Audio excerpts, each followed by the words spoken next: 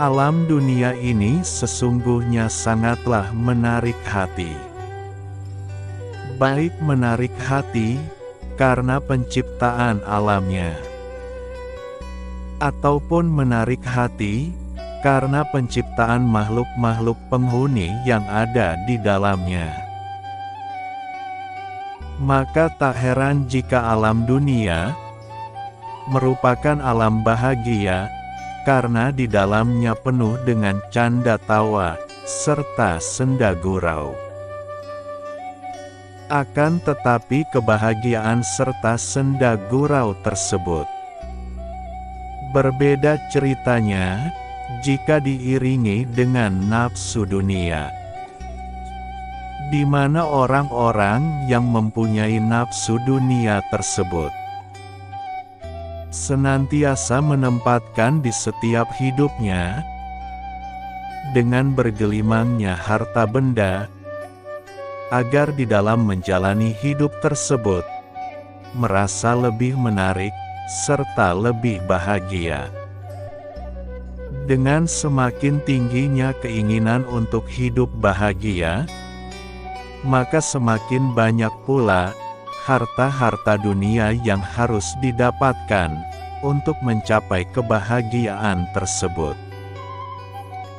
Yang pada akhirnya, orang-orang yang mempunyai nafsu dunia akan berlomba-lomba untuk mendapatkan sarana dari penunjang kebahagiaan tersebut. Hingga semuanya menjadi lupa diri, karena keinginan-keinginannya yang sudah tidak lagi terukur, serta tanpa batas.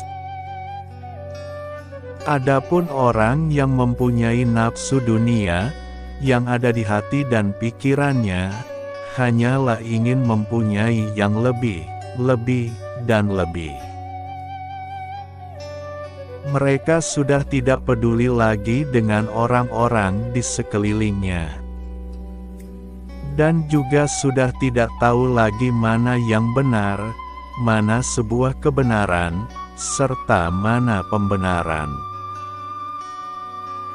Adapun sarana penunjang atau harta dunia tersebut terbagi dalam dua bagian,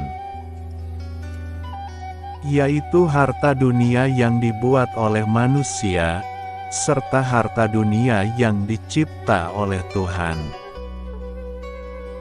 Adapun harta dunia yang dibuat oleh manusia, yaitu tempat tinggal, pakaian, uang, perhiasan, kendaraan, makanan, tempat hiburan, serta barang-barang lainnya yang dianggap dapat membahagiakan hidup tersebut. Sementara harta dunia yang diciptakan oleh Tuhan, yaitu keturunan, pasangan hidup, ladang, ternak, tanaman, sumber alam, serta hal-hal lain yang berasal dari penciptaan Tuhan. Dengan semakin bergantungnya hidup manusia kepada harta dunia, maka tak sedikit orang-orang yang mentuhankan harta-hartanya tersebut, yang pada akhirnya banyak yang menempuh jalan pintas untuk mendapatkan harta dunia tersebut, selain kepada Tuhan.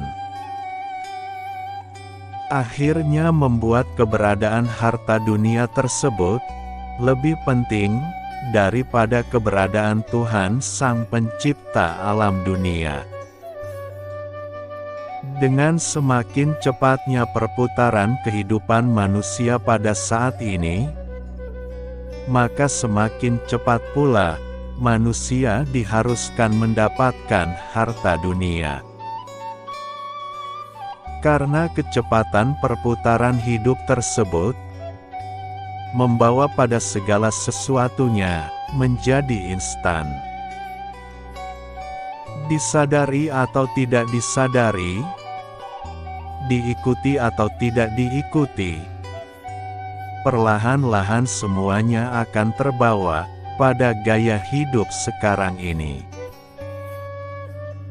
Di dalam ajaran Sunda Wiwitan, masa yang terjadi pada saat ini sudah diceritakan dari zaman dahulu kala kepada anak cucunya, bahwa suatu saat nanti akan datang suatu masa di mana masa tersebut banyak dari penduduk bumi akan mengalami kegelisahan-kegelisahan yang tak pasti.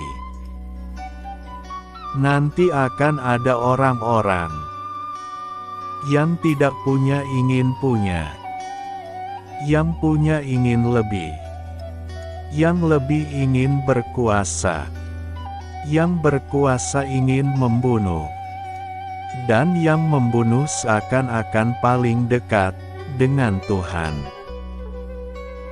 Di dalam ajaran Sunda Wiwitan, masa ini pun dinamakan dengan sebutan masa Hariwang Kaawang-awang, yang bermakna masa kegelisahan karena hayalan-hayalan yang tinggi. Padahal semua itu hanyalah jeratan di saat hidup di dunia tersebut. Dan tidak bisa dipungkiri, inilah zaman yang penuh dengan hayalan-hayalan tinggi tersebut.